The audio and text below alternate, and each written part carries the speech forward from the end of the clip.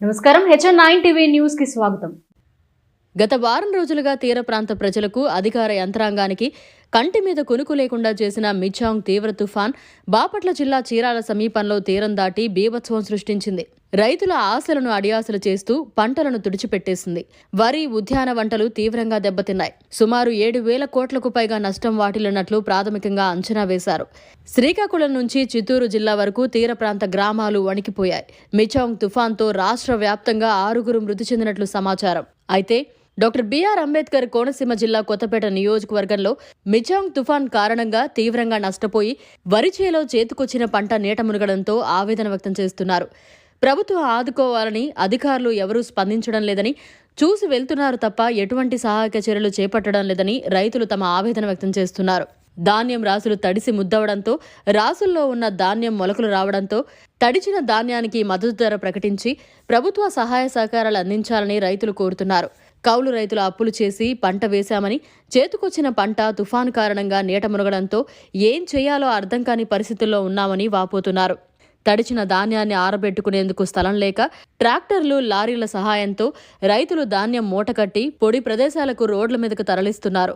రైతు భరోసా కేంద్రాల్లో తేమ ఉన్నదాన్ని, తడిచిన ధాన్యాన్ని, పొడి ధాన్యాన్ని వేరువేరుగా చేసి ధర ప్రకటిస్తున్నారని, అలా కాకుండా ప్రభుత్వం ప్రకటించిన మద్దతు ధరకే తడి, పొడి ధాన్యం సమానంగా తీసుకోవాలని రైతులు కోరుతున్నారు.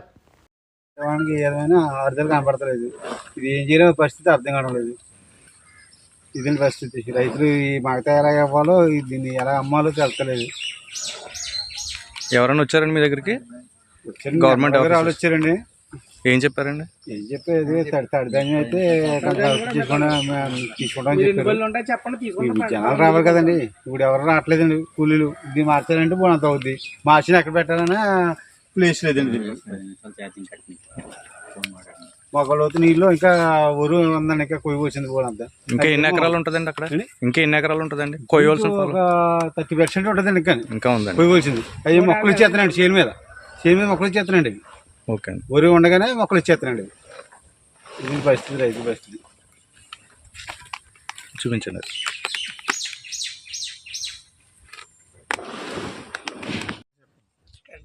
కంట్రీకి అండి ఈ చేని కోసాం కానీ అసలు మొక్కలు వచ్చేసి మొత్తం రాశి నాశనం అయిపోయినాయండి. ఇవన్నీ కూడా అసలు ఏ రాశి కూడా పనిచేయదండి. మొత్తం ఇదిగోండి ఈ రకంగా మొలకలు వచ్చేసేయండి. అన్నీ మొత్తం ఇక్కడ ఉండేదల్లా ఈ 500 బత్తా ఉంటుందండి అక్కడ ప్రత్యేకంగా. ఈ 500 బత్తా కూడా ఇలాగే మొలకొచ్చేసిందండి మొత్తానికి.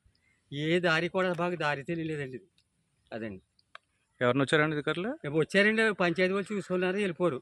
అప్పటికి ఆరలేదని తీయలేదండి పరకాల మేము.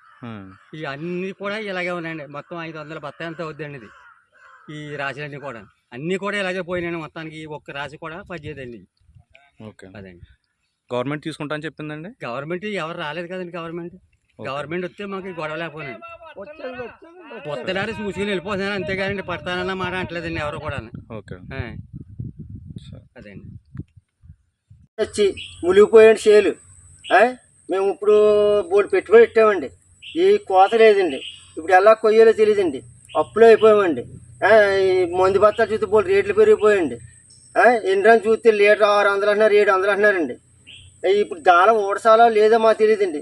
ఈ ప్రభుత్వం ఈ ధాన్యం ఎలా కొనిపెడతారో మీరు వస్తువు రేటు మీద కొనిపెడితే మేము ఊడ్చగలుగుతామండి. లేకపోతే మేము ఊడ్చలేమండి. అదండి.